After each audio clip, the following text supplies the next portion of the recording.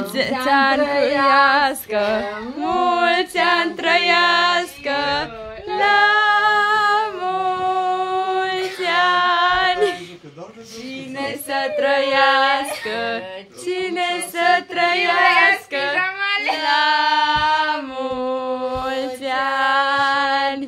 La mulți ani cu sănătate, să vă dea Domnul tot ce doriți, zile senine și fericire, la mulți ani să trăiți. Mulți ani, mulți ani, mulți ani trăiască, la mulți ani.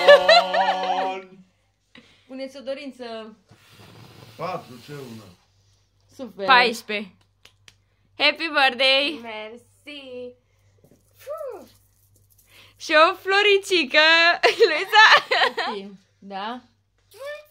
Dar întoarce să vadă. Mersi. Ia să vedem, Luiza, primul cadou. Ce ai primit acolo? Nu știu.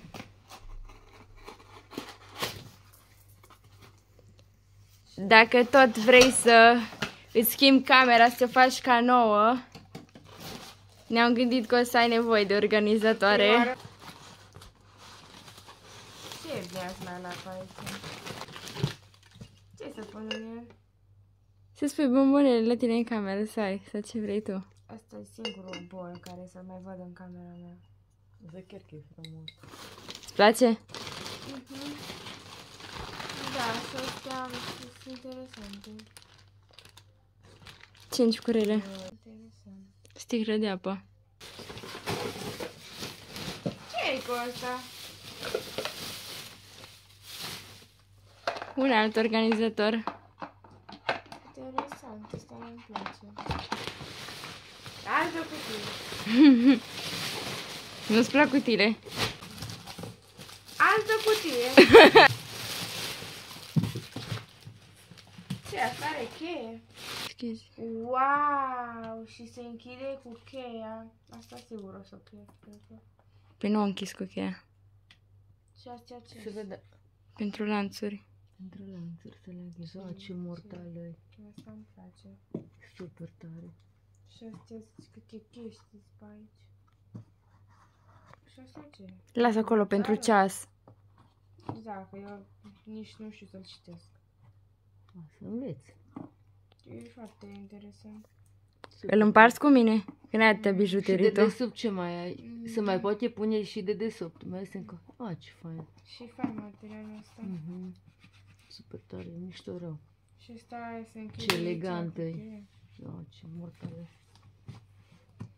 Îmi place. Pințele. Cu drag. Și mai aici ceva? Alta sticlă. Anul trecut n-am primit atâtea mesaje. Wow. E schimb mondială.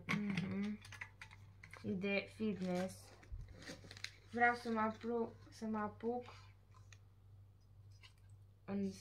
de sală din vară. Du-te tu! Bravo. E foarte faină. Și mai aveai ceva. Ce?